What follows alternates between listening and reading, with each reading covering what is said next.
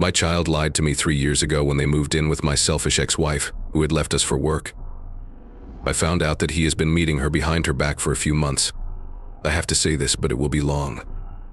I'm wondering how it all ended so quickly as I sit here in my empty house. 3 years ago, my ex-wife Veronica, 40F, left me and our 17-month-old son Michael. Now, Michael is bitter toward me too. Veronica and I met in college. She learned about marketing, and I learned about business. We went out together for 2 years before getting married at age 25. At that time, she was one of a kind. She was kind, helpful, and focused on her family. She was so happy when I started my building company, even though it meant living on a tight budget at first. My dad taught me everything. He had also worked in building. I even got my first jobs because of him.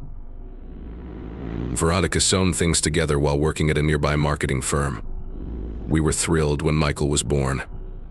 She finally hated me for taking a year off work to be with him, saying it stopped her from moving up at work.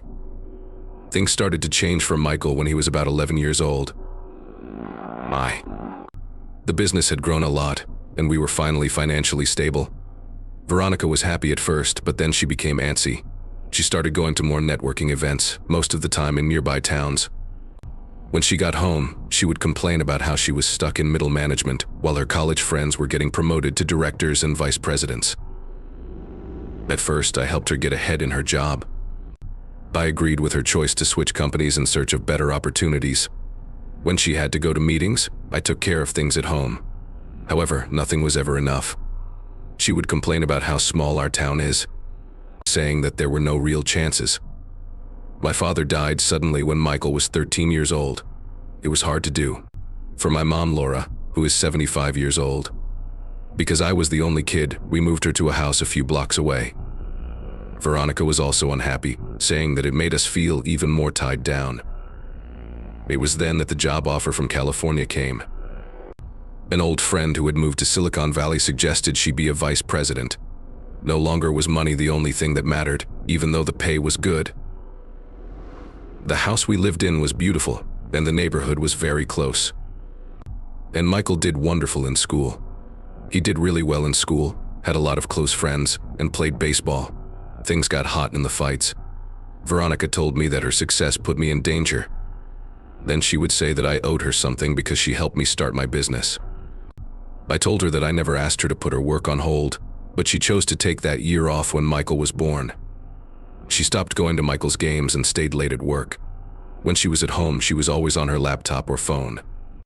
Michael also learned about the changes. He would ask me why my mom was always sad or why she was always too busy to make it to family dinners. The last straw was when she told us she had taken the job in California without talking to us first. She said she would leave without me if we didn't move. When I refused to change our lives, she packed her things and left. It was hard the first year. When Michael's mom suddenly broke up visits, he would cry himself to sleep. As a mom, I did everything I could. I went to all of his school events, helped him with his homework, and tried to keep him busy with things that would take his mind off of how hurt he was. It was during this time that my mother was very helpful. She would cook food, help Michael with his schoolwork, and help me by listening when I needed it the most. In order to help us, my 38F sister Rachel also came to see us more often. Things seemed to be getting better over the last 2 years.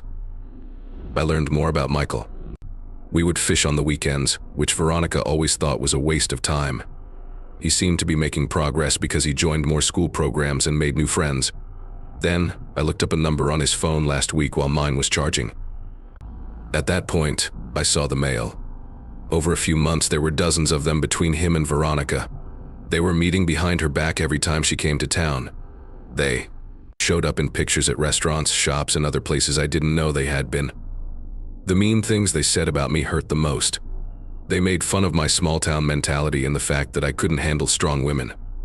Veronica had convinced him to push her away because she was sure she would succeed. She had been turning him against me the whole time. When I pushed Michael, he lost it. He said I was running in his life too much, just like I did his mom's. He told me that he had applied to many schools in California without telling me. Veronica offered to pay for his schooling and helped him fill out the forms. I got mad at him and told him to leave me if he wanted to do what his mother did. After After leaving quickly, he went to my mom's house. Afterwards, she called and said I was being too critical and that she needed to understand that he was just a confused kid.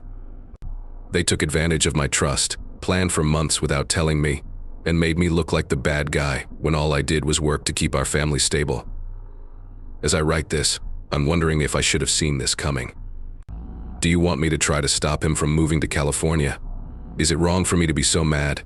Update: it's been 2 weeks since my last post. Thanks for all the positive comments. Things have gotten harder, so I need to complain again. Michael is still living at my mom's house. I begged. She needs to stop letting him act this way, but she has been giving me regular updates on his mental health. She said last week that Veronica was going to go down to help Michael figure out what was going on. I was surprised by what came next. Veronica usually stayed at a hotel on her few trips, but this time she moved into my mom's spare room. My mother welcomed her with open arms, and she watched me fight for 3 years to rebuild our lives after Veronica left. My sister Rachel, who is 38 years old, came over yesterday with some bad news. She kept in touch with Veronica from time to time through social media. It looks like Veronica planned this for almost a year. The first step was when her company opened a satellite office in Seattle. She thought that moving there would help her get closer to Michael, but he wanted to wait until he was ready to leave. I was sent screenshots taken by Rachel of conversations where Veronica described her method. She had been working on Michael in secret for months, dreaming of the great life they could have together in California or Seattle. She would email him pictures of beautiful college sites and talk about internship opportunities at her company as a way for him to get away from our stifling small-town life. To be honest, I didn't realize how deep the influence went. She bought him expensive clothes, the newest iPhone, expensive gifts, and even a car that is now parked in my mom's yard. It had been years since I had sent a birthday card, so this was the first one. She told him that I was jealous of her goals and that I had held her back while we were married. What really got to me was learning about their secret weekend trips. They got to spend whole. They spent the weekends together until Veronica told them she only had time for a quick dinner with Michael. They did things like go shopping, visit colleges, and even look at homes in Seattle. Rachel found out that Veronica had made a fake identity to go to Michael's baseball games and school events so that I wouldn't see her. She would pick a place in the stands way back, wearing glasses and a hat. I was sitting in the first row and thought I was the only parent who cared enough to go. My mom said that she only wanted Michael to have both of his parents as an excuse for what she did. But where was this care for keeping the peace in the family when Veronica left? Michael would be sad every time his mom missed a holiday or birthday. The more I learn, the more angry I get. This wasn't just because Veronica wanted to talk to our son again. This was a planned move to get him to disagree with me, so I would look like the bad guy who kept them apart. She waited until she had enough money and security to come back and play the role of the fun parent. I called my 45-minute lawyer friend Timothy for advice.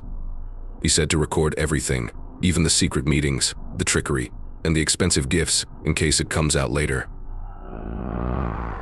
Michael said that having proof of family estrangement is important, even though he is almost 18 years old. Friends and family are telling me to let it go. Because of that fight, Michael will only grow farther away. I should be. They say he should be glad that Veronica wants to be a part of his life now, but she wasn't there for him when he needed her when he was young. When was he on the honor roll? When did he get his first baseball title? I feel like I'm seeing a play based on real events. Veronica is trying to get Michael to follow her by telling him about her bright future while deleting everything I've done for him. This is similar to how she forced me to help her career while she got ready for her leave. Seeing my mom's side of the family with them is the hardest part. She says that everyone deserves a second chance. But this isn't about second chances anymore. This is about how someone is going to ruin my relationship with my child by giving them money and making false claims. Should I try to show Michael how to do it? How cunning is Veronica? Or will that just make me look more like the angry ex-husband she said I was? It's been 2 months since I last wrote something. Things are worse than they were before.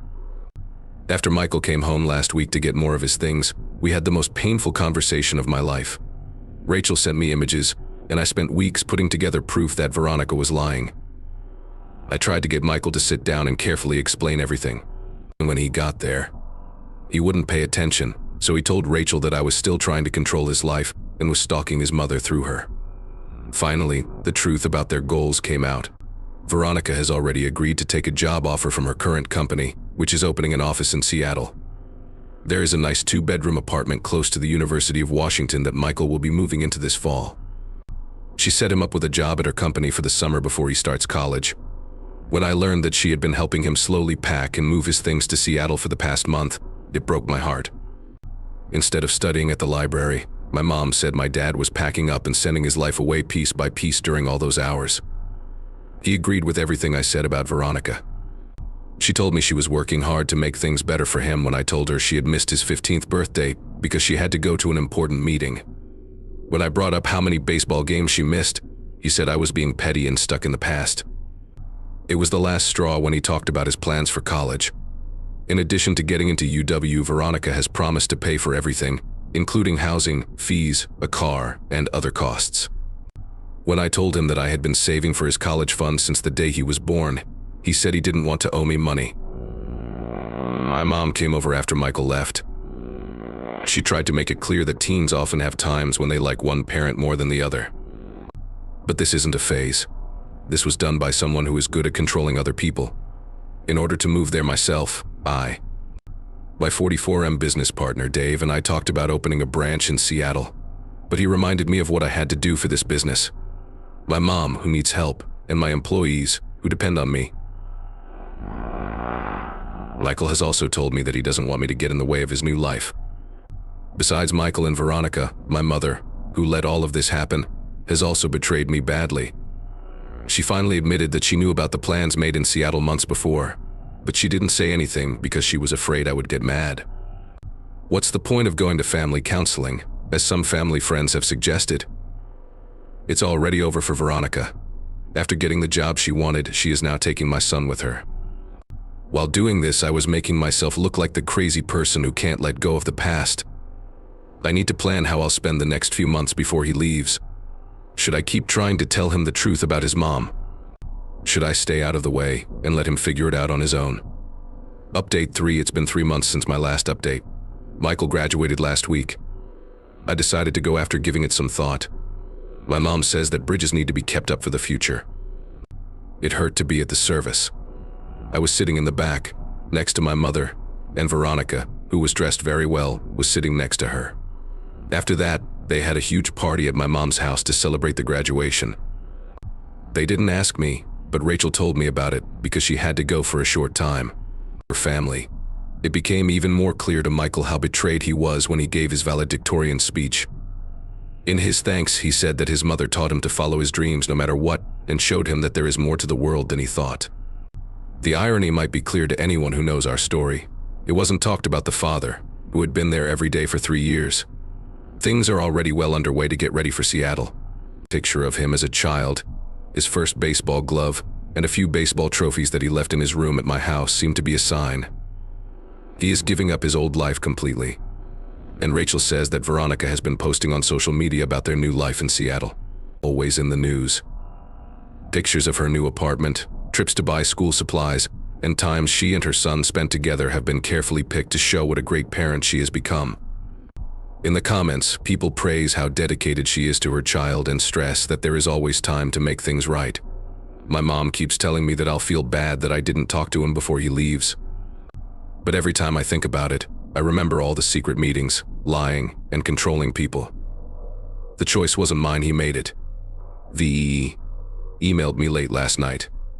She talked about how everything works out in the end, and how she's finally got her son and a job, which are the only things she's ever desired. She even dared to tell me I should go to therapy to work on my control problems. Since I didn't answer, I deleted the email. Michael is going to Seattle in 2 days. My mother said that he seemed upset that I didn't fight him more, as if he wanted me to show that I cared. But I'm done with these games that try to trick me. Giving someone the chance to make mistakes is sometimes a part of liking them. At the moment, I'm focusing on my business and start over without them. Michael might understand why I couldn't back this choice in the end. After that, I have to accept that I am no longer important in his life, at least for now. Rachel thinks that Veronica will finally show what kind of person she really is. When the fun of happy family is over and real life and responsibilities take over, we'll see if she's really changed.